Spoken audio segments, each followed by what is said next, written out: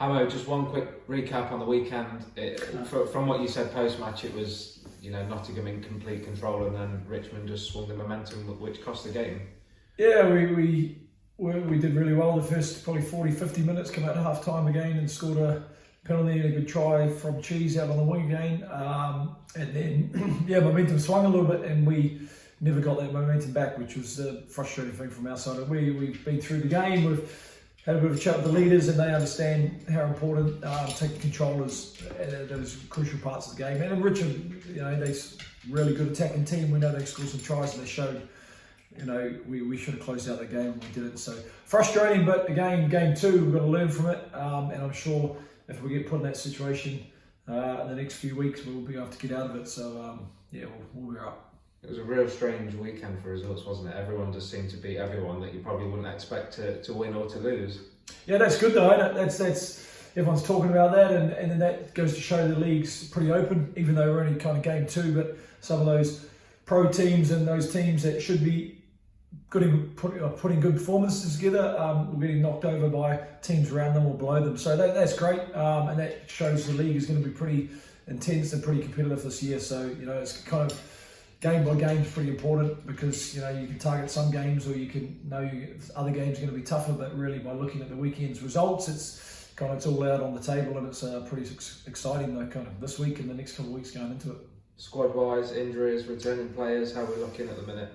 Not too bad. We're kind of George Cox, who's played kind of the last few weeks, is a bit of a calf injury, but he's getting back. Seko's should be back this week as well. That adds a bit of firepower to the boys up front. We've got some real good competition in the backs as well, and a couple of the guys that are coming in from Tigers as well. That are really good young players, vying for starting spots or getting on the bench as well. So we've got some good competition out there, which is what we want to be able to be competitive in the next few weeks, because like I said, it's only the start of the season, but touch wood, there's a few niggles, but Dan, the physios and those guys and Jack, the S&C guys are working pretty hard to make sure everyone's fit and ready to go come Friday night and then kind of into next week.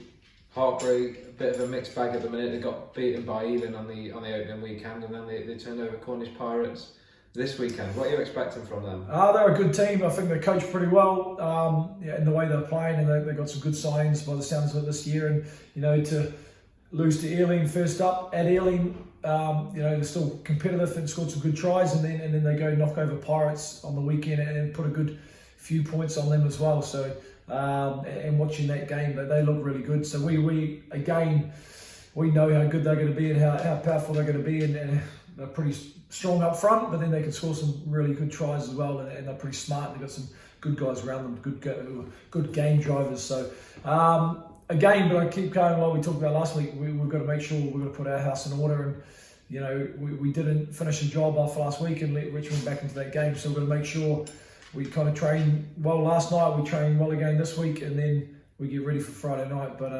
it's going to be another battle, but it's at home, and we like playing at home, and we like bringing people down here and getting the crowd involved and trying to put a performance and enjoying what we do with our mates. So another big one, but it's just the next game, ain't it?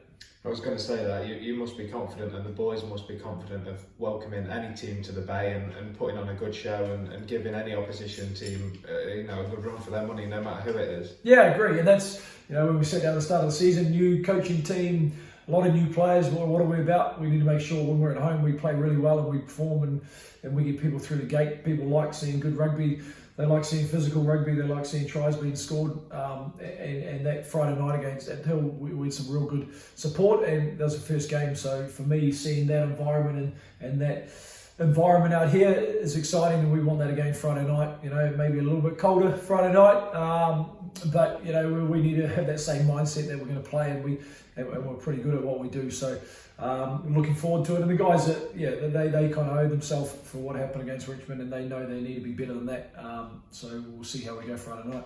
To the supporters that are maybe thinking about coming down, I'm in an orange, shall I not, shall I come? What's your message to those guys? Come down, I'll give you a jacket, I'll give you a beanie. We need people in the gate, and you ask those guys that come down that Friday night, they really enjoyed it. You might need a hot chocolate or a cappuccino to keep you warm Friday night, but it was the bar's open, there's loads of stuff for the kids to do, get down here, and for us having that noise and then the support and cheering and making some noise is outstanding for the guys, and they really enjoyed that environment. So put a jacket on and get down and come down and watch us Friday night, and hopefully we put on a show for you.